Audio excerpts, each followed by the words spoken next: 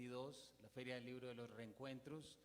Y ustedes como yo estarán tan felices de que una feria que se llame Los Reencuentros sea para conocer a nada más y nada menos que a JJ Benítez, de quien yo sé que ustedes quieren aplaudir, entonces creo que este es el momento.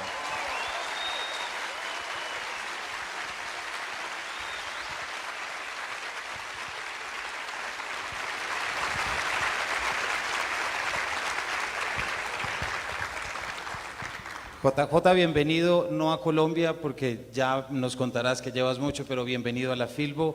Tienes un público que te lee, admira y te quiere muchísimo. Muchas gracias. Para mí siempre es un honor y un sentimiento muy gratificante, ¿no? Volver a Colombia. La primera vez que vine a este país, bellísimo país, fue en enero del año 75 para hacer reportajes. Y bueno, desde entonces, si no recuerdo mal, he podido regresar unas 20 veces y no son suficientes. Pues te esperaremos muchas más. A ver, si el Padre Azul me lo permite y está en mi contrato, pues espero que sí. Sobre eso estaremos hablando. Nos acompaña también Antonio Toño Erazo. Toño, bienvenido a la Filbo y a Bogotá. Te agradezco muchísimo, les agradezco a todos ustedes. Sé que muchas de las personas que están aquí han escrito en las páginas y déjenme decirles que sí les hemos contestado nosotros personalmente y les agradezco que nos acompañen. Le agradezco a la editorial Cangrejo que tuvo la sencillez de verdad de escucharme cuando quise hacer este libro. Es un libro que desde el año 2009 he querido realizar, pero no tenía la información suficiente. Y creo que todos ustedes se hicieron muchas preguntas y que nos han hecho a través de las redes sociales y las respuestas las encuentran ahí porque JJ Benítez le hablé hace unos días y le dije que si quería venir y ¿saben lo que me contestó? Si es en Colombia, encantado. Y aquí está.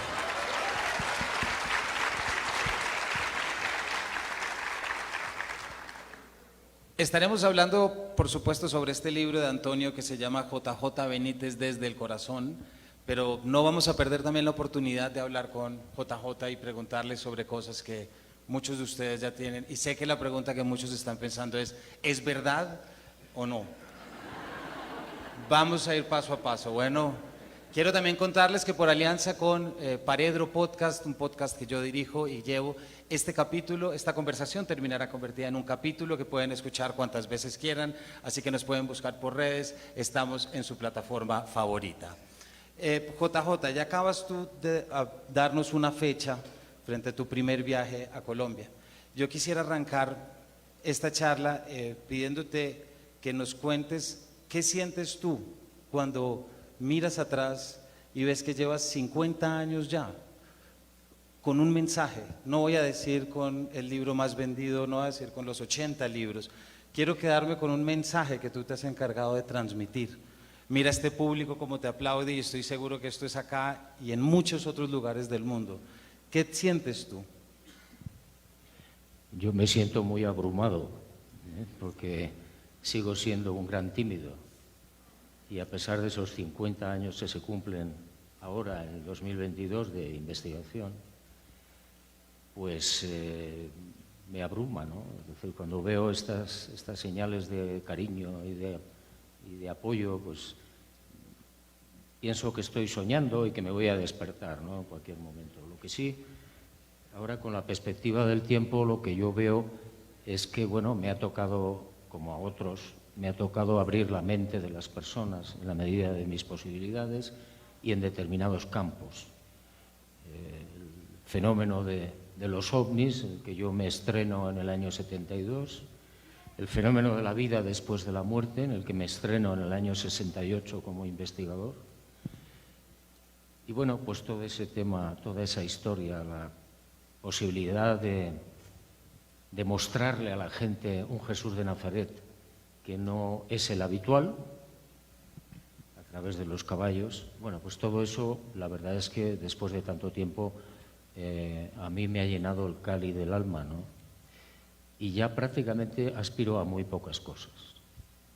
Si tú le pudieras decir algo a ese joven JJ Benítez que en el 68 coge su primera agenda o cuando cae en cuenta que de que ya no va a ser Miguel Ángel, sino que va a ser periodista, si lo tuvieras al frente, ¿qué le dirías? Si tuviera... Si tuvieras a ese JJ joven, ¿qué le dirías? Me callo.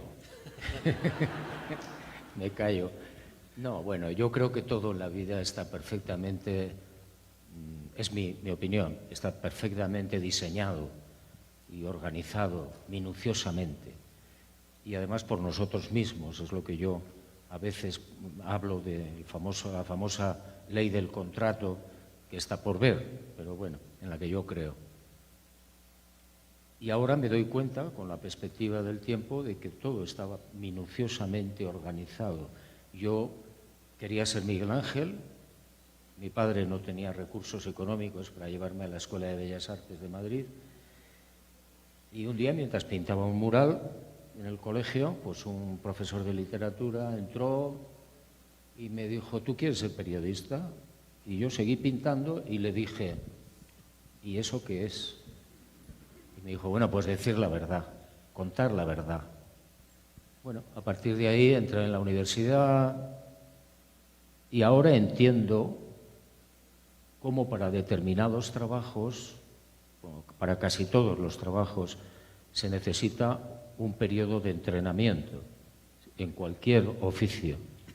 Y a mí me tocó estar pues en 1, 2, 3 periódicos antes de que yo me enfrentara directamente al fenómeno OVNI, año 72. Y lo encuentro lógico. ¿Por qué? Pues porque te tienes que entrenar para lo que sea. Tienes que aprender muchas cosas. Y bueno, pues ahí he seguido fiel a lo contratado. Y bueno, pues ahora en circunstancias muy amargas.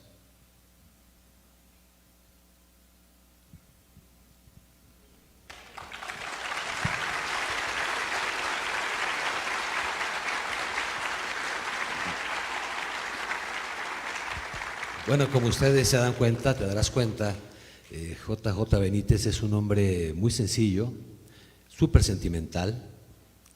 Es algo que le nace del corazón. Cuando hicimos este libro, que me permitió redactarlo, lo primero que me dijo es: no lo quiero leer.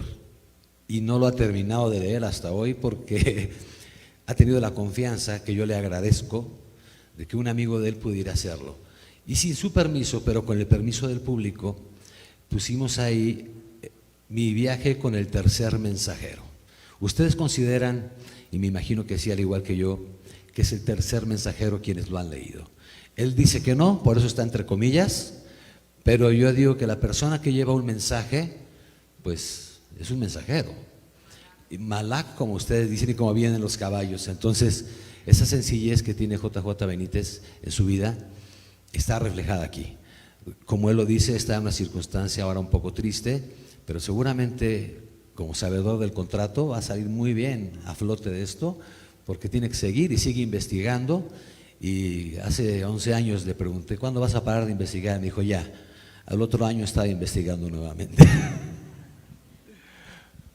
Pues Toño, aprovecho para pedirte que nos cuentes un poquito más de este libro, ¿cierto? Porque este libro representa, JJ, algo que yo creo que tú has vivido mucho, y es el colegaje o hacer amigos por intereses en común, ¿cierto? Aquí arrancas tú contando un caso, cómo se conocen en una investigación, y luego terminan unas páginas de una conversación muy jugosa de donde estaremos tomando cosas. ¿Por qué no nos cuentas un poco, Toño, lo que fue tu experiencia como pasar de lector a investigador y luego a coautor prácticamente? Pues bueno, mira, yo empecé a investigar el fenómeno OVNI en 1989 con un amigo que es Pedro Hernández, que está aquí en el libro, y le he dado el crédito porque él tiene 10,000 videos OVNIs grabados por él, que JJ ha visto. Nos conocimos, yo no digo fortuitamente, por una causalidad, y así me firmó mi primer libro.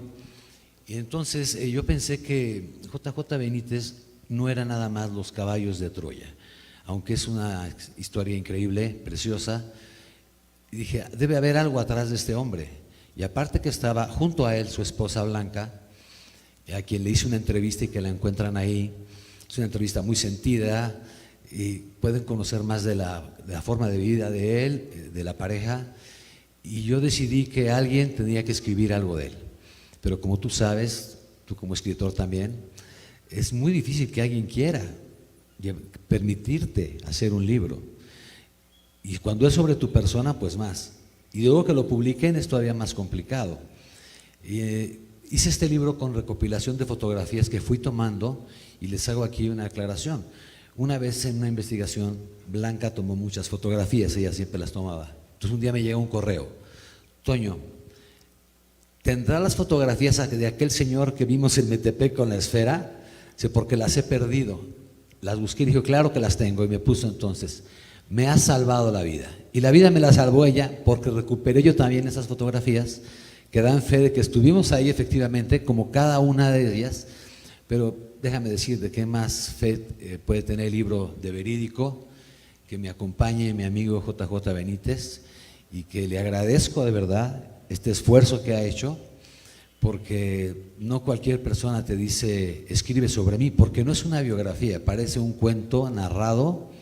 Yo soy conductor de televisión y no soy escritor. Tengo dislexia, me cuesta mucho trabajo, mi editora me regaña mucho, pero traté de hacer un trabajo adecuado, digno, y sobre todo que sea muy fiel a la verdad de lo que pasa. ¿Cómo investiga? Porque ustedes pueden investigar, hay un caso ahí, que si alguno de ustedes lo descubre, bueno, nosotros tendremos el gusto de darles algún premio.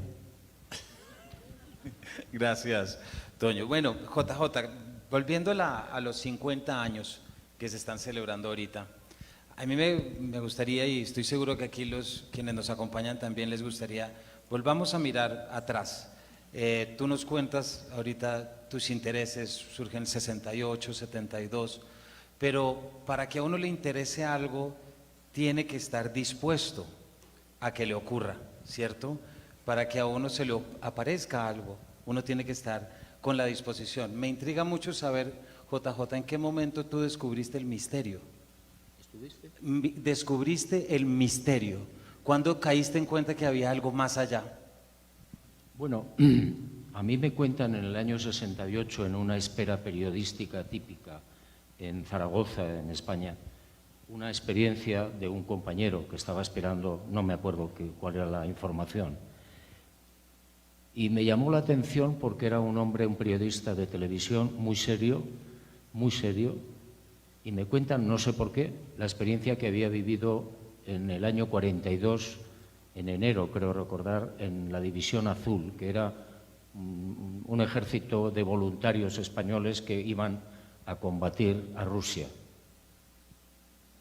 Y me explica cómo él en ese momento tenía que llevar unos fulminantes, unos explosivos de un bloqueo a otro, de una posición a otra, y los rusos empiezan a atacar, con la mala suerte de que además cae una ventisca y este hombre, Miguel París, pues le hiere una de las granadas, se queda medio ciego, no sabe para dónde tiene que tirar y dice, me contaba que de repente apareció un compañero de Zaragoza, que estaba también en el ejército, y le dice, fulano, ¿dónde vas? Pues mira, tengo que ir al fuerte tal o al bloqueo tal.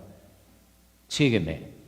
Y lo lleva hasta el bloqueo, hasta la posición donde tenía que entregar los explosivos. Y el otro le dijo, bueno, yo sigo. Cuando a este hombre, a Miguel París, lo llevan al hospital para curarlo, explica lo que le había pasado y le dicen, eso es imposible. ¿Por qué? Porque fulanito, el amigo del mismo pueblo de Zaragoza, lo mataron hace 70 días con un mortero. Bueno, a mí aquello me dejó muy impactado, pero no investigué más. Tuvo que ser después, a partir de los años 72, cuando yo me encaro sin querer y aparentemente por casualidad, yo hace mucho tiempo que no creo en la casualidad, me encaro con el fenómeno OVNI, un redactor jefe me manda a hacer un avistamiento de un objeto no identificado en una aldeíta. Yo voy absolutamente escéptico, nunca había leído sobre el tema, había visto alguna película, pues como todo el mundo, ¿no? Y me quedé desconcertado, porque la gente, los vecinos de aquel pueblito, que eran campesinos, me contaron cómo un objeto muy extraño, en forma de gran cigarro de luz blanca, muy brillante, silencioso, se colocó encima de la escuela del pueblo. Bueno, resumiendo, a mí me llamó mucho la atención porque no obedecía a nada conocido y empecé a pensar que había algo muy extraño. Y a partir de ahí, por pura curiosidad personal, me empecé a interesar por todos los casos del fenómeno ovni que se daban primero en la región y después en España y después en el extranjero. Y un día me di cuenta de que el fenómeno era cierto. Era imposible que tanta gente estuviera mintiendo o inventando. Imposible. Y bueno, en el año 79, el Opus Dei me prohibió escribir sobre el fenómeno ovni en el periódico en el que yo trabajaba, que era la Gaceta del Norte. No me dieron ninguna explicación. Y tuve que tomar una decisión. O seguía la investigación o seguía en el periodismo. Yo no tenía recursos económicos y tomé la decisión de dejarlo todo y de seguir la investigación. ¿Por qué? Porque a mí ya me había motivado. Yo sabía que el fenómeno era real, que eran civilizaciones no humanas que nos están visitando, y yo quería saber más, quería ir más allá, quería investigar. Y bueno, pues firmé un contrato leonino con Plaza y Janés, 6 libros en un año. Me daban 300.000 pesetas, que no sé cuánto es al cambio, por libro entregado sin derechos. Y entregué 5. No pude, con el 6º no pude. Entonces, bueno, en un momento determinado uno de esos libros se vendió muy bien, tuvo mucho éxito, se llamaba El Enviado, y me llamó José Manuel Arabós, que era editor de Planeta, y me pidió si quería correr en su cuadra. Dije que, bueno, dependía del pienso. Y desde entonces, pues estoy publicando con la editorial Planeta, ¿no? E investigando. Y de verdad, cada vez sé menos. Cada vez sé menos.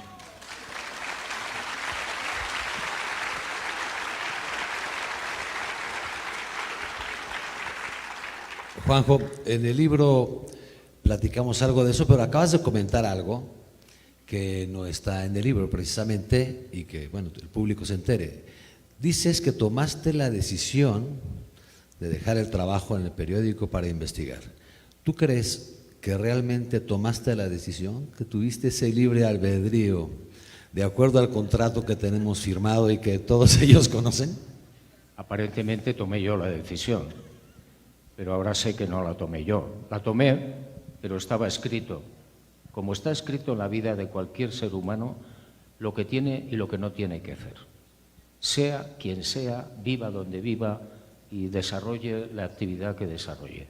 Esa es una seguridad, una certeza y un convencimiento que no puedo demostrar al 100%, como es lógico, pero que a nivel íntimo estoy absolutamente seguro que es así. Porque además es lo lógico, es decir, no tiene sentido que un mundo como este venga alguien que es absolutamente pobre, ciego, bueno, lo que sea, salvo que haya algunas ventajas, entre comillas, que nosotros ahora no vemos, pero que existen, y que antes de nacer alguien elige ese tipo de vida. Ya sé que es indemostrable de momento y complicado, pero es la hipótesis de trabajo que a mí más me convence.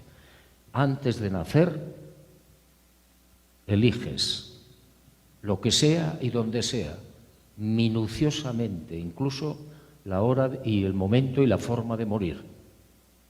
Y si están de acuerdo, y si estás de acuerdo, firma.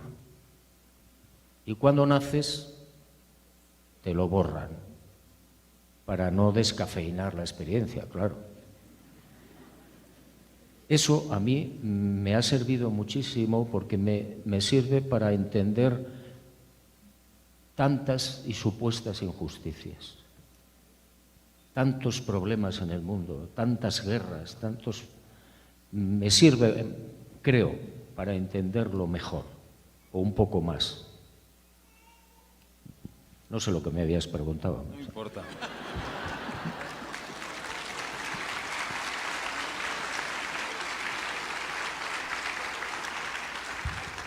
Juanjo, por este contrato del que nos hablas, quiero tomar una frase que aparece en las entrevistas y que nos acabas de decir, porque la veo llena de sentido.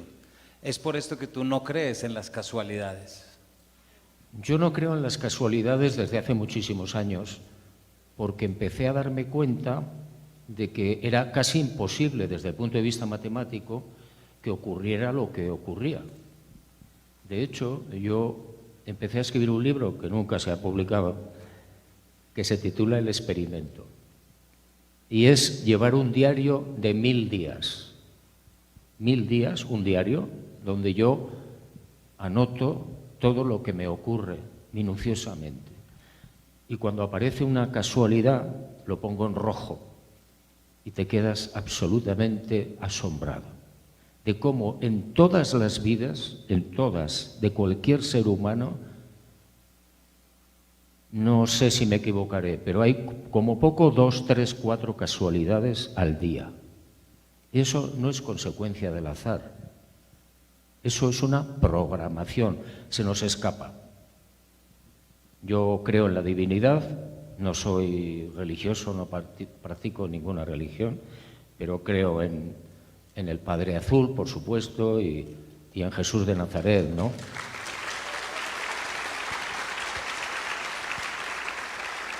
Muchas gracias. Y yo creo que todo eso está tan bien organizado que se nos escapa. Tenemos un cerebro más o menos de 1400 centímetros cúbicos y el pobre hace lo que puede. Se nos escapan muchas cosas. La realidad no es esta. Esto es una experiencia que estamos viviendo, pero la realidad no es esta. Y cuando mueres, vuelves a casa. Entonces, conclusión, todo está minuciosamente organizado. Y aunque no lo entiendo, organizado para el bien. No lo entiendo, porque no concibo la guerra, por ejemplo, ¿no? Pero bueno. Juanjo, hay algo que lo veo aquí en la fotografía y que muchos de los que están acá también tienen un referente, que a mí me parece que es un símbolo muy importante, que es tu chaleco multibolsillo. ¿Por qué? Porque ese es el atuendo que no utiliza el escritor sentado en una silla frente a un computador. El chaleco lo utiliza quien va al territorio, quien va a buscar. Tú has tenido una combinación entre la práctica de escritura, en el libro aparece unas jornadas entre 6 y 12, 6 de la mañana y 12 del día, y luego retomar de 4 a 6 más o menos, pues ya ustedes lo verán. Pero lo que tú nos cuentas y el mensaje que tú traes no puede surgir únicamente de leer y de escribir. No, evidentemente. ¿Por qué no nos cuentas cómo trabajas tú? Evidentemente, bueno, pues desde el principio prácticamente la mecánica era muy simple. Yo me entero de una información por el medio que sea, voy a ver a los testigos, importantísimo, los interrogo, hablo con ellos, me cuentan lo que ha sucedido y si hay pruebas, si hay muestras del paso de esas naves, por ejemplo, en el terreno, recojo toda la información posible, todas las muestras y pongo toda esa información en manos de quien lo puede analizar, que normalmente son la universidad, los científicos, sin que yo les cuente absolutamente nada, para no condicionarlos. Con todo ese bagaje, yo lo que hago es meter toda la información en la nevera y esperar un tiempo para volver a ver a esa gente, para que me vuelvan a contar toda la información. Eso exige tiempo, viajar, esfuerzo, bueno, constantemente. Cuando ya no investigo, cuando estoy en casa, procuro que durante mucho tiempo, antes de ponerme a escribir, yo haya reflexionado sobre lo que ha ocurrido en tal sitio, tal caso, tales personas, sea del tema que sea del fenómeno ovni, o sea de la muerte, de la vida después de la muerte, o lo que sea.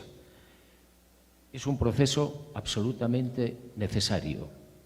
No puedes ponerte a escribir sin tener un mínimo de garantías de que lo que tú estás investigando puede ser cierto. Y aún así no tienes nunca la seguridad, o yo no la tengo al 100%. En cuanto a los viajes, es un poco la mecánica, ¿eh? Blanca se la llevaban los demonios porque yo estaba constantemente viajando. Y claro, es complicado, es difícil, es duro. Muchas veces no te apetece moverte de casa, ¿no? Pero ese afán. Yo he ganado mucho dinero con los libros, mucho, y me lo he gastado todo. Todo. Y me lo he gastado en nuevas investigaciones. Bueno, y cuando estoy en casa y estoy escribiendo, pues la mecánica es, bueno, antes era peor. Yo trabajaba desde por la mañanita temprano, almorzaba y continuaba por la tarde-noche, hasta que estaba exhausto. Ahora ya intento racionalizar un poco más, entonces cuando escribo me levanto a las 5:30 aproximadamente, me pongo a escribir a las 6, 6:15, hasta las 12 más o menos, que tengo que hacer los recados. Tengo que ir a la compra, al banco, a no sé qué, a la farmacia. Y por la tarde lo que hago es preparar los guiones del día siguiente, de lo que esté escribiendo, leer todo lo que pueda y corregir lo que he escrito por la mañana. Y a las 8:30, 8:20, leo la prensa. Imagínense ustedes a las 8:20 de la noche, ¿para qué te sirve leer la prensa? Pero bueno, me tomo un culín de whisky, ceno y a la cama. Eso es, digamos, lo que hago cuando estoy en casa escribiendo. Y cuando estoy investigando, pues depende. Depende de dónde tengas que ir y cuál sea el tema. Yo aquí quisiera intervenir, si me lo permites. Fíjense que en las investigaciones nosotros vamos a ver a X persona, pero si esa persona dice es que fulano también lo vio, me dice ahora vamos a buscarlo, y esa persona otra vive en otro lugar. Entonces lo que tratamos de hacer es concentrarlas para que platiquen, pero así como todos ustedes tienen casos que contarle, le cuentan más cosas y una investigación que tenemos para un día o para dos se empieza a prolongar.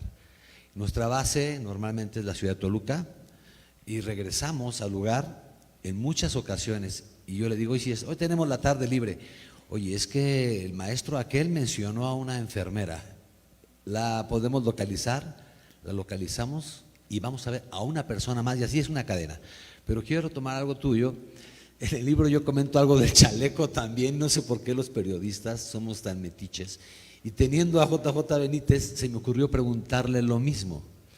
Y le dije a Blanca, traía un chaleco desgastado, color caqui, multibolsas, donde sacaba una navajita, ahí lo platico. Y le digo, oye Blanca, ¿crees que le gustaría que yo le regalara un chaleco a JJ Benítez? Y me dice, no hombre, que tiene muchos. Y la última vez me dijo, si quieres yo te regalo uno que los tiene todos ahí. O sea, para que vean ustedes un poco la parte humana de él y que tiene todo un essay en la libreta de campo, donde él dibuja y escribe, es algo impresionante que de ahí vaya a surgir un libro. Vamos en el coche manejando y platicando y va escribiendo. Y se le ocurre algo y lo escribe. Entonces, es una mecánica de trabajo de 24 horas. Y así como tú eres un gran lector que has estudiado muchísimo la literatura, bueno, hay personas que pueden escribir y por eso es que no cualquiera puede dar un mensaje.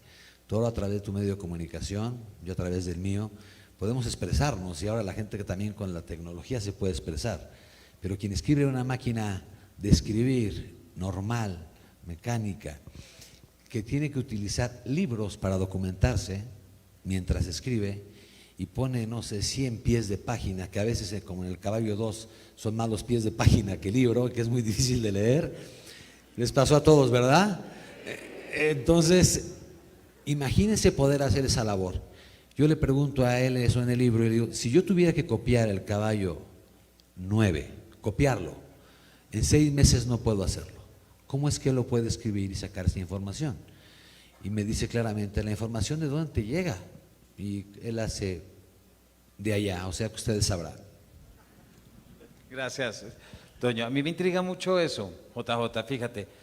Aquí aparece y tú mencionas como uno de esos primeros novelistas que te movieron la imaginación fue Julio Verne. Y luego tienes un libro sobre Julio Verne. A mí me intriga mucho el JJ Benítez lector. ¿Tú qué lees? Es decir, ¿qué libro tienes en este momento en la maleta o en el que trajiste? Porque todo lo que has contado, ¿cómo ha sido tu conexión con la lectura? Bueno, es muy complejo, muy largo, como todo el mundo que lee, ¿no? Yo empecé a leer cuando tendría 7 años, por ahí. Cayó en mis manos 20.000 leguas de viaje submarino, del maestro Gabriel Verne, y yo me acuerdo de aquellos inviernos en Pamplona, muy fríos, alrededor, pegadito a una estufa pintada de purpurina, de leña, donde se me ponían las orejas y la imaginación absolutamente rojas, leyendo y me quedé sorprendido porque acabé el libro sin una sola salpicadura. Bueno, ese fue un poco el arranque, ¿no? Me fascinó. Yo no tenía dinero para comprarme libros y un día encontré una colección de Tarzán y tuve para el primer libro, pero no para los siguientes. Y entonces no se me ocurrió mejor idea que sisarle a mi supuesta madre. Y entonces me mandaba los recados y me quedaba con algo, no mucho, pero bueno. Y con eso me compraba los libros de Tarzán. Después empecé a leer todo lo que caía en mis manos, fuera literatura, fueran viajes. Después, ya cuando me meto en la investigación, procuro leer mucho libro técnico sobre la materia que esté desarrollando en ese momento la investigación, ¿no? Hay cientos de libros de la vida después de la vida, del fenómeno ovni, de astronomía, y de vez en cuando procuro saltar a la literatura pura y dura, porque lo necesito oxígeno. Y bueno, pues ahora no me van a creer, pero estoy por la página 12 de este libro. Porque lo he visto físicamente antes de ayer. Yo le decía, oye, ya lo leíste, me daría mucha pena o apuro, como dice él, que no estuviera algo correcto de lo que tú y yo platicamos, de lo que yo he percibido, porque el libro lo hice de memoria, 100%, yo no escribo como él. No me acuerdo qué desayuné en la mañana, pero sí me acuerdo de cosas de hace algunos años, y le he dado algunos libros y en la mañana me dice, ya lo he leído. Y yo le dije, bueno, pues este libro, como decimos en México, ni a melón le vas a ver, pero apenas va en la página 12 y ya no sé, yo no sé qué te ha parecido hasta ahí. Prometo leerlo, ¿eh? Bueno, Juanjo, hay un tema que, para que entremos ya en tu materia, digamos en tu obra, hay un tema que me intriga mucho y sé que aquí muchos de quienes nos acompañan también. Yo no sé si ustedes han pensado en lo que es empezar a hablar, Juanjo, lo que fue tu caso en el 68, 72, en medio de una España franquista. Ese es un elemento que normalmente no se tiene en consideración, porque estamos bajo todo un programa político de lo que ya sabemos que es Franco y de repente tú sales diciendo existen los ovnis, hay vida después de la muerte, lo que hace que haya una ruptura con la religión desde tu credo particular. Me gustaría mucho que nos contaras un poquito cómo has vivido eso, porque Colombia es un país creyente, pero mira, es decir, le llegas a todo el mundo. fueron momentos difíciles. Por lo que tú, Camilo, dices muy bien, es decir, vivíamos en España en plena dictadura todavía, la Iglesia Católica era muy poderosa y muy fanática. Yo lo digo con toda honradez, de verdad. Yo viví momentos muy difíciles y, de hecho, tuve que dejar el periodismo activo porque un segmento de esa Iglesia pues se opuso. No quería saber absolutamente nada del tema. Tuve problemas con el régimen, no demasiados, porque ya los periodistas nos autocensurábamos antes de que llegara la censura, ¿no? Pero bueno, fueron años complicados, difíciles. Mira, yo recuerdo un periodista que se llama Camilo Valdecantos, que trabaja en España, en El País, y me dijo con toda su buena voluntad, me dijo: Juanjo, ¿tú sabes el desprestigio profesional que va a caer sobre ti si te dedicas únicamente a la investigación de este fenómeno? Dije, sí. Lo sabía a medias, pero le dije que sí.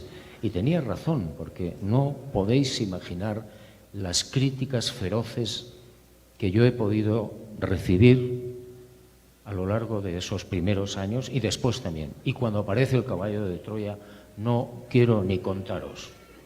Es decir, yo en los púlpitos tengo que recibir la información de fulano, y el obispo de no sé dónde, el cura de no sé qué, el obispo de Monterrey, en México, han pedido quemar tu obra por satánica. Y yo decía, pero ¿cómo que satánica? Pero si yo defiendo la divinidad de Jesús de Nazaret en todo momento, si yo soy un convencido amigo, espero ser amigo y socio de este Dios creador. Pero luego sí lo entendí. Yo estaba atentando contra un negocio. Y lo digo con todos mis respetos para los que sean creyentes, católicos, lo digo con todo mi respeto, pero tengo la obligación de decir mi opinión. La Iglesia Católica, como las protestantes o las evangelistas, y todas las religiones en general, todas, tienen intereses y no admiten otra cuestión que no sea las directrices que ellos marcan. Y lo encuentro lógico y natural, pero eso no significa para mí que estén en posesión de la verdad. Yo recibo infinidad de comunicaciones de gente que ha leído Los caballos y siempre, fíjense, apareció en el 84 el primero, y siempre agradecen la nueva visión del maestro. A mí eso me llena de una enorme satisfacción. Es el mejor premio que me puedan dar. Que a alguien le haya servido en su vida personal o mental. Bueno, eso no le gusta a la religión establecida.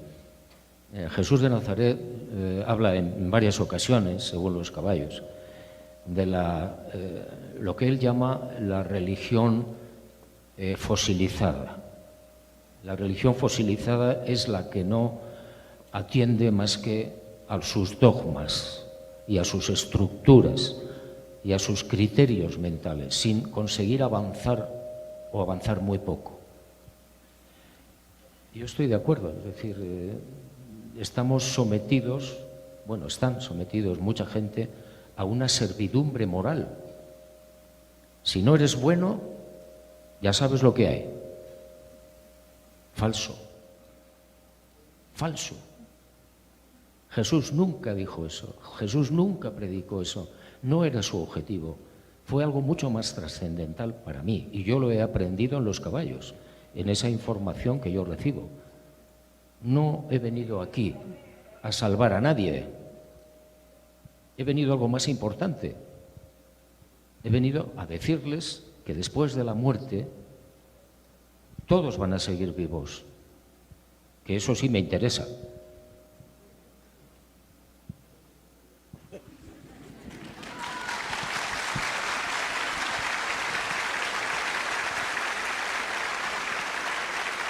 Bueno, no lo he dicho, pero supongo que se intuye, ¿no?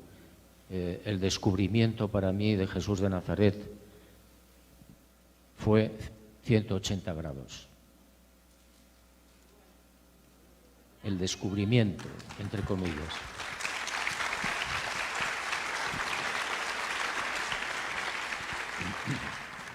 Quisiera hacerles aquí una pregunta a los dos, JJ, o sea, a ti como autor y también a ti como biógrafo y como autor de la obra.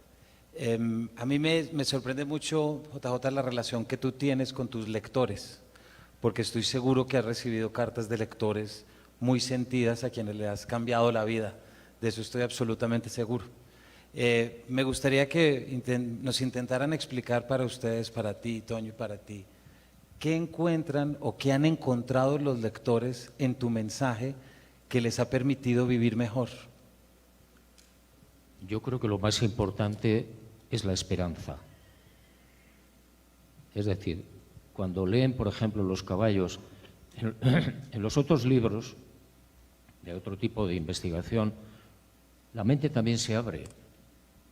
¿Por qué? Pues porque se dan cuenta de que efectivamente hay, no sé, miles o cientos de miles o millones de civilizaciones ahí fuera y que muchísimas de esas, si no, no podrían venir, están más avanzadas que la nuestra. Eso ayuda también en la apertura mental de cada ser humano. Y es importante porque te ayuda a enfrentarte a otro tipo de problemas domésticos con otro criterio. Con otro criterio. Pero para mí, a nivel íntimo y personal, y creo que para mucha gente, lo que predomina es Jesús de Nazaret. Su mensaje, su verdadero mensaje. ¿Qué hizo? ¿Cómo era? ¿Qué pasó? Que no tiene prácticamente nada que ver con lo que nos ha contado la religión. A mí eso me fascinó. E investigué todo lo que pude, hasta donde pude. Y sigo fascinado, ¿eh? Sé muy poco de Jesús de Nazaret, lo que cuentan Los caballos.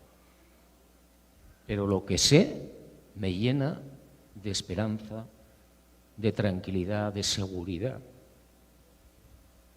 Él decía, lo más importante no son las religiones fosilizadas, sino la religión que él llamaba del espíritu, que es la búsqueda personal de la verdad o de lo que sea, y que te lleva a muchos tropiezos, pero no importa, te levantas y sigues en solitario buscando. Esa es la verdadera religión para mí, la religión del espíritu, ¿no? Del no me cuente usted nada, yo quiero filtrar, tengo derecho a filtrar, tengo derecho a saber si esto es así o no. Ya me equivocaré, ya lo sé, no me importa, seguiré. Eso es lo que he aprendido básicamente con la lectura, con la información que aparece en Los caballos, ¿no? Quedan, en noviembre, creo recordar, sale Belén, que son las páginas... Sí, aplaudan, ya veremos cuando salga. Son las páginas que hubo que sacar por exigencias de la editorial, porque El caballo 9 es un libro muy grande, muy pesado. Y luego, no sé exactamente cuándo, saldría El caballo 13 y último, que es Rayo Negro. Rayo Negro. Pero no sé cuándo. No depende de mí. Pues yo retomando ahora, a mí me toca platicar con JJ lo que ustedes piensan, retomando tu pregunta. Entonces, si a las personas que están aquí y los que escriben, ya sea cartas o ahora por los medios, todos dicen, el 100%, que los libros de JJ Benítez les han cambiado la vida. Y creo que se las han cambiado por una razón muy sencilla. Porque tenemos a un Jesús de Nazaret que no es castigador, no es justiciero, no es domador y no ordena a nadie. Es un Jesús de Nazaret que es puro amor. Y muchas de las personas a veces en nuestra desesperación, estando en cualquier religión, pedimos cosas a Dios, de cualquier religión. Entonces, Dios mío, ayer lo platicamos en la noche, quiero un trabajo. Y el jefe se muere de risa porque te dice, búscalo, yo que sea, a mí no me importa. O, Dios mío, quiero por favor salud. O quiero por favor esto. Y comienzan a pedirle cosas. Y no van a encontrar muchas veces que lo obtengan si no lo buscan. Cuando tú le pides cosas al jefe, él se ríe. Ese es un chiste para él, porque tiene cosas más importantes que hacer. Entonces, cuando ustedes, o yo, o ustedes, encontramos a un Dios que nos da esa libertad de creer que las cosas son como tienen que ser y que Él está ahí presente, entonces nos sentimos bien, porque ya no dependemos de un milagro. El milagro es creer en los milagros. Realmente lo que nosotros debemos pedir, si es que podemos pedir, es aceptación y entendimiento, porque como dice Juanjo, las cosas van a ser como son. Y de cada caída hay que levantarte. Cuando tú tienes un problema, al paso del tiempo, si logras vivir, porque el tiempo en el futuro no existe realmente, podemos caer muertos aquí, al paso del tiempo, ese problema te da risa, porque lo resolviste. Y lo que era triste, o lo que era malo que tú creías en el momento, ahora es bueno, porque es una experiencia. Me corrieron del trabajo y ganabas X cantidad. Bueno, ahora tienes un mejor trabajo, ahora te va mejor o ahora haces lo que quieras. Para poder hacer lo que quieres, tienes a veces que dejar algo, soltar. Para poder hacer este libro, dejé el trabajo un año y bueno, Diosito que es tan bueno y que viste a los pajaritos no me dejó morirme de hambre, pero sí requiere, aunque sea un libro de pocas páginas, toda tu atención. ¿Y por qué lo haces? Porque tienes un sueño y lo quieres llevar a la realidad. Y si ustedes, con lo que me dicen en todos sus mensajes para Juan José, es cierto, pues estoy convencido de que todas las personas que están aquí tienen la mente muy abierta y son muy libres y creen en un Jesús de Nazaret muy bueno y que está ahí presente. Gracias, Toño.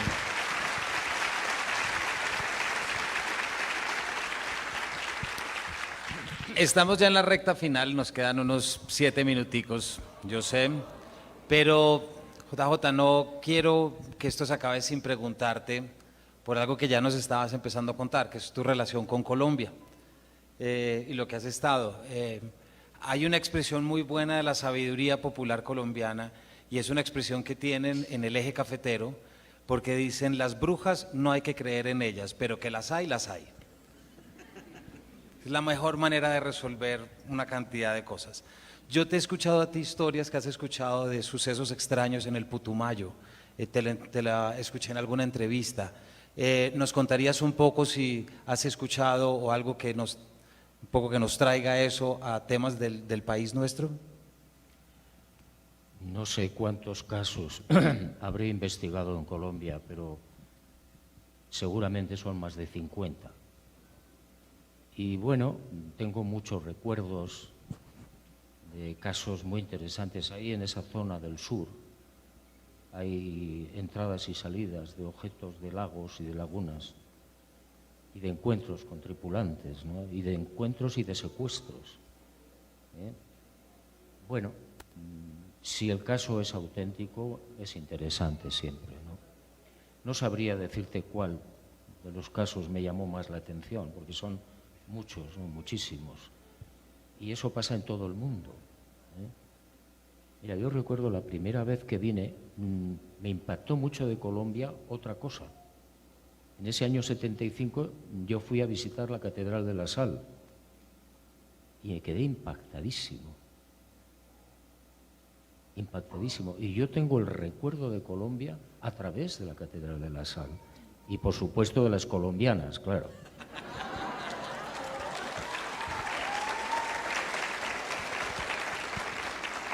Ahora lo digo porque Blanca no...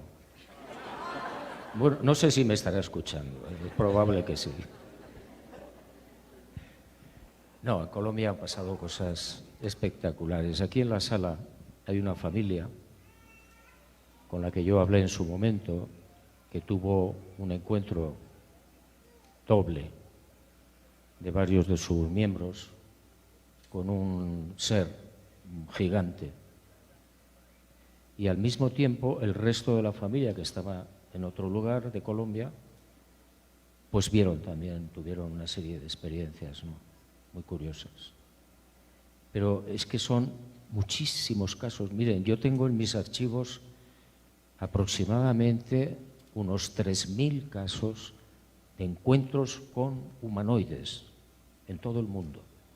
Y tengo una mínima parte de lo que hay.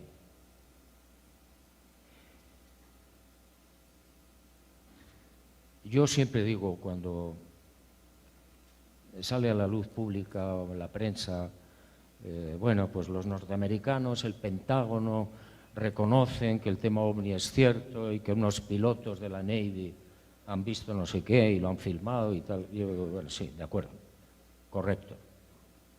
Pero saque usted lo que se estrelló en julio de 1947 en Nuevo México, en Roswell. Y ya está, y se acabaron las dudas, las polémicas y los problemas.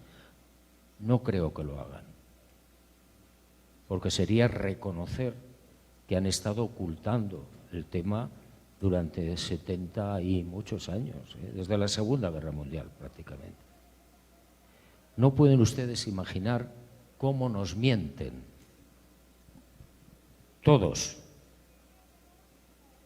los militares del mundo, sean norteamericanos, colombianos, españoles o rusos, nos están ocultando la verdad constantemente.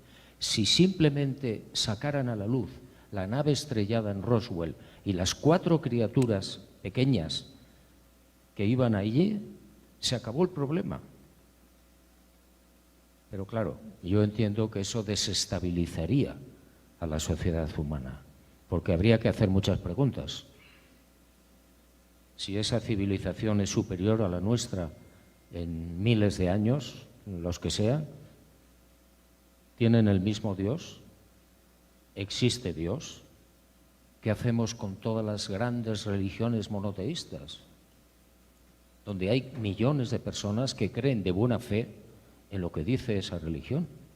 Habría que revisarlo todo, y eso al final nos llevaría a un enfrentamiento entre nosotros. Por tanto, no justifico la actitud de los militares, pero la entiendo. Se nos acaba el tiempo. Vamos a pasar a hacer un pequeño homenaje y luego vamos a abrir a preguntas del público. Pero antes de eso, JJ, para cerrar, me gustaría que nos dejaras aquí en el auditorio y a todo este público, déjanos una palabra, una frase, una idea, algo que quieres que estos oyentes que estamos se lleven de esta charla tan rica que tuvimos. Pues lo único que se me ocurre es que no pierdan ustedes la esperanza. A pesar de todo lo que estamos viviendo, el futuro es maravilloso. Ya sé que no es comprensible, pero créanme, el futuro es espléndido. Y muchas gracias. Claro. Muchísimas gracias.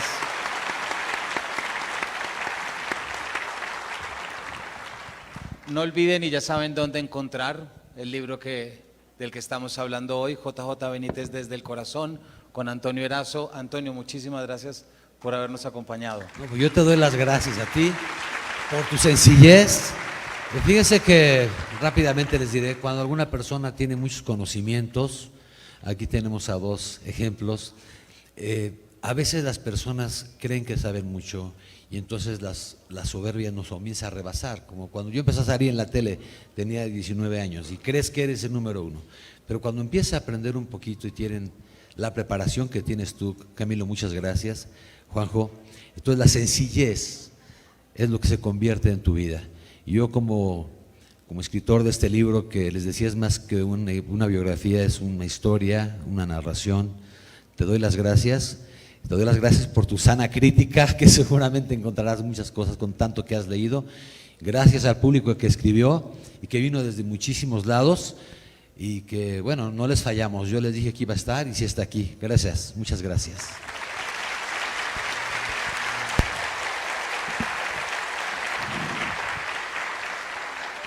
Y por supuesto, JJ, muchas gracias por haber estado aquí con nosotros en la Filbo, en este espacio. Como ves, aquí te leemos mucho y te queremos mucho. Muchísimas gracias.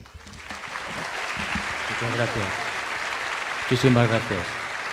Espero que nos volvamos a ver pronto. Y a todos no olviden que esta conversación queda como un capítulo de Paredro Podcast que pueden encontrar en su plataforma favorita y también por redes para que la compartan y la puedan escuchar las veces que quieran. Muchísimas gracias. Mi nombre es Camilo Hoyos. Camilo. Buenas tardes para todos. Cangrejo Editores quiere agradecerle a este público que ha acogido tan especialmente a nuestros queridos autores.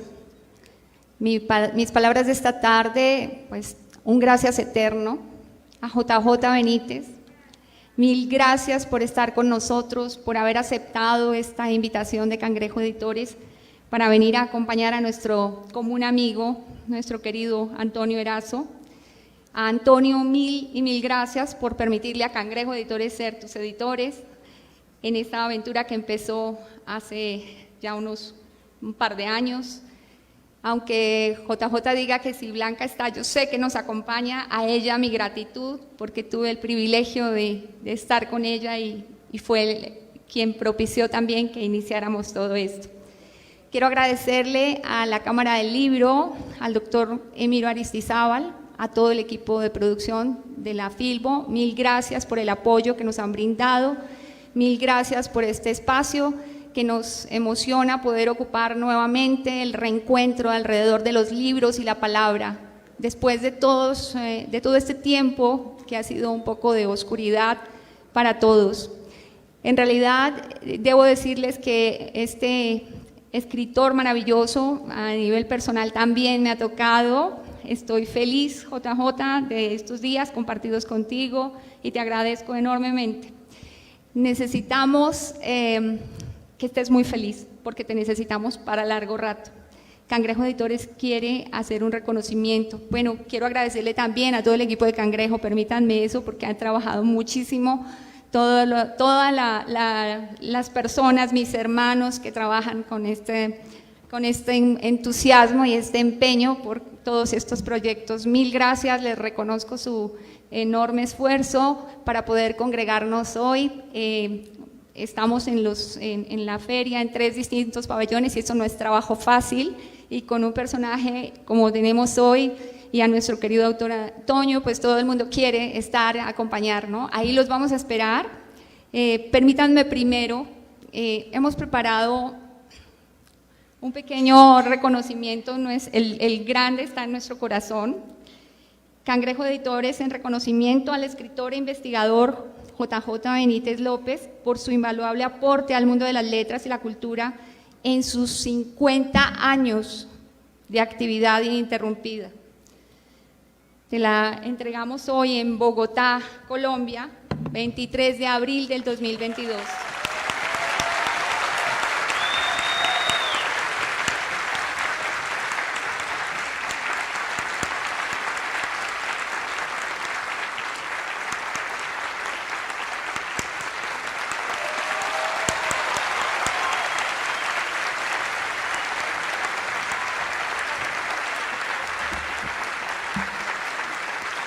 Y a todos ustedes queremos invitarlos esta tarde y mañana a la firma de libros. ¿Quieres decir algo? ¿Quieres hablar? Sí, ya, entonces nos va a decir algo. Bueno, muchísimas gracias. No tengo muchas palabras.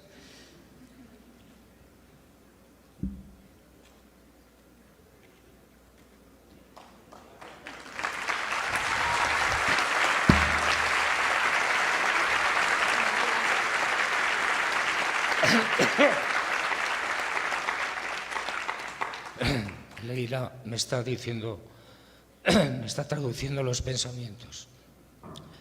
Blanca se sentiría absolutamente orgullosa.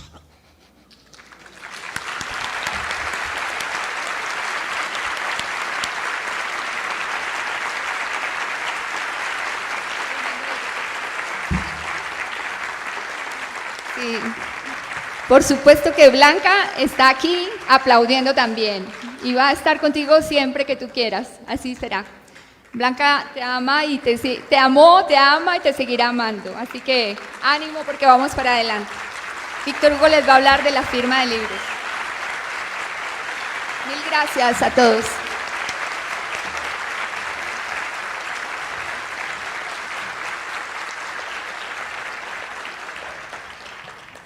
Para responder a la pregunta de la firma de libros, en este momento el autor no va a firmar libros, los va a firmar a las 3 de la tarde en el stand de Cangrejo Editores en el pabellón 3, stand 514. Se les han entregado unas fichas de turno para que ustedes sepan. Va a firmar hoy 100 libros, 100 fichas, y el día de mañana a las 11 de la mañana en la carpa de firmas, en la parte de atrás del auditorio, lo encontrarán ustedes, estará firmando libros desde las 11 de la mañana y pues les agradecemos la paciencia que tengan porque sé que todos quieren tener la firma y la foto con nuestro autor invitado especial y pues por supuesto con Antonio Erazo. Muchas gracias a todos.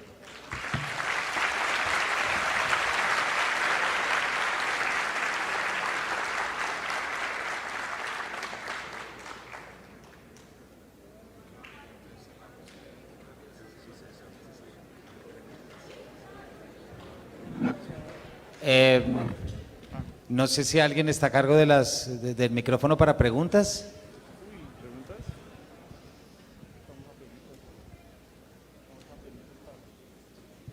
No hay preguntas. No hay. Preguntas hay muchas, dicen acá, es verdad. Listo. Tenemos dos preguntas. No seré yo quien escoja. JJ, ¿te parece si tú escoges? Lo único, me gustaría oírlas.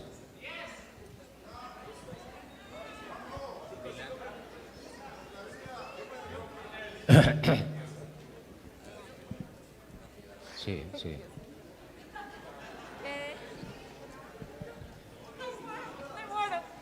Me morí. Señor Benítez, permítame tutearlo. Tengo una pregunta doble para usted.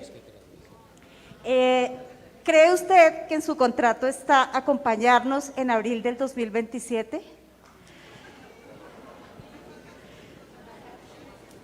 ¿O abril? No, Mira, es que yo quiero estar con él en abril. ¿La puedes repetir sin tu cubreboca, por favor? ¿Te bajas tantito tu cubreboca? Claro que sí. Señor Benítez, ¿cree usted que puede acompañarnos en el 2027 cuando llegue Gog? Ojalá esté equivocado. Lo he repetido muchas veces. Ojalá sea un error y lo celebraré con champán en Bogotá.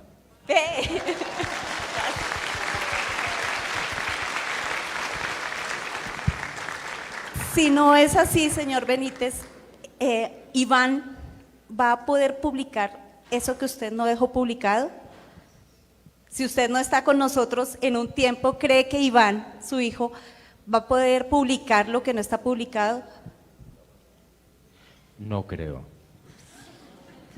Iván es un gran periodista. Mi hijo Iván trabaja en un diario en Navarra, en España. Es un hombre, yo diría, más de conflictos bélicos.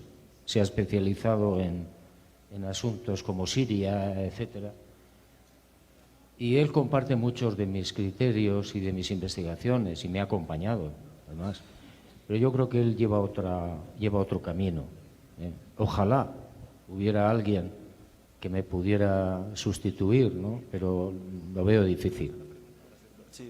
Lo veo difícil. Yo tengo una misión, un trabajo, como todo el mundo. Y bueno, pues cuando se termine, pues me volveré a casa.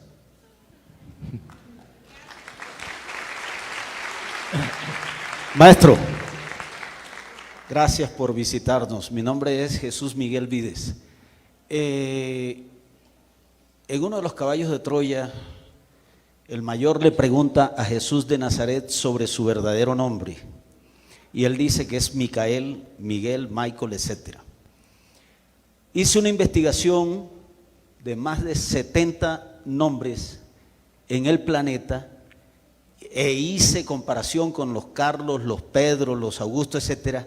Y resulta que Micael, Miguel, Mijail es la gente más extraordinaria que ha podido tener el planeta. Por ejemplo, Mijail Baryshnikov, el bailarín ruso más importante de todos los tiempos. Michael Jordan, el basquetbolista más importante de todos los tiempos. Michael Schumacher, Michael Jackson, Miguel Ángel, Michel de Nostradamus. Tengo una investigación muy larga. ¿Cree que hay alguna relación entre ese nombre sagrado que se llama Micael y estos personajes como Mick Jagger? Incluso el dibujo animado más famoso del mundo se llama Mickey Mouse. No lo creo. No lo creo. A ver, hay personajes en la historia muy importantes, muy famosos, y bueno, la propia historia, de generación en generación, se ocupan de copiar esos nombres, ¿no? Esto sucede con nosotros, de padres a hijos. Pero en el caso de Micael, que supuestamente es el verdadero nombre de Jesús de Nazaret, el nombre del Dios creador de esta galaxia, de esta Vía Láctea, que esa es otra historia que nos llevaría muy lejos, pero que a mí me fascina, ¿no? Bueno, es conocido como hijo creador por ese nombre, y cuando se encarna aquí en la tierra recibe otro nombre, ya conocido, ¿no? Yeshua.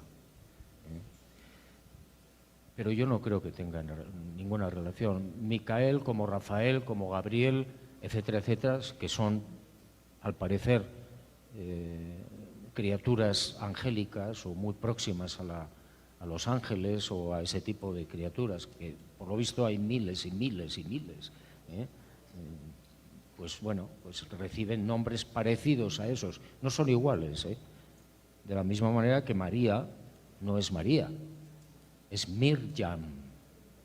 Pero bueno, tampoco tiene mayor importancia, ¿no? Venga, más preguntas. No sé, da igual. Venga.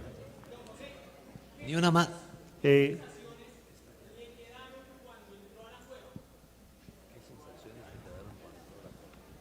La famosa cueva de la llave o del Retiro, para el que no lo sepa, es una cueva que existe en Jordania, en la actual Jordania, cerca de la ciudad, de lo que era la ciudad de Pella, en la Decápolis.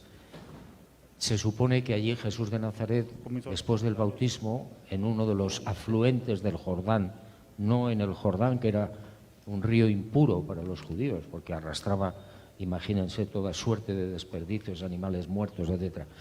Cuando él se bautiza en ese afluente, él acude a esta cueva, muy relativamente cerca, y permanece 39 días y sus noches reflexionando, pensando, ¿qué voy a hacer en la vida pública? Que era inminente. Y tomando decisiones. Bueno, yo me entero por la información de los caballos de que existe esta cueva. Hay unas pistas, muy pocas, que yo tengo, y me voy con Blanca a una primera búsqueda, y después de dar muchísimas vueltas me llevan al sitio. Y entonces yo recuerdo que salté del 4x4 y emprendí una carrera en solitario hacia la cueva, y efectivamente a la izquierda de esa cueva había, bueno, hay todavía un manantial que era una de las pistas que yo tenía, y yo había solicitado una señal a los cielos, que tenía que haber una cruz de color rojo ahí, en esa zona, Y yo, conforme iba hacia el lugar, me daba cuenta de la tontería que estaba pidiendo, porque estaba en un país musulmán. Caramba, cuando llego a la cueva, en ese manantial había una cruz roja preciosa.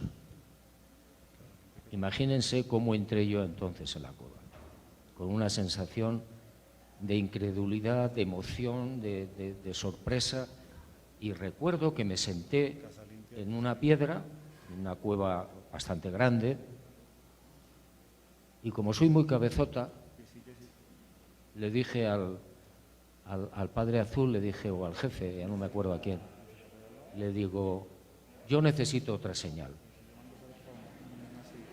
Y en ese momento, sentado en una piedra, solo en la cueva, no habían llegado todavía el resto del equipo, yo echo mano con la mano derecha al suelo, era tierra, y encuentro algo duro, metálico. Y recuerdo que me fui a la boca de la cueva, porque no se veía nada, y me encuentro un clavo en forma de J, perfecto, que luego lo analizamos y era de la época de Jesús, 2000 años. Y yo decía, bueno, ¿cómo es posible que yo esté sentado aquí, eche mano del suelo, de la tierra, no sé por qué, y ahí mismo, enterrado, aparece un clavo de unos 20 centímetros en forma de J, que lo puedo interpretar de diferentes maneras. Jesús de Nazaret, o Juanjo, o yo qué sé. Buenas tardes para todos, por favor, pues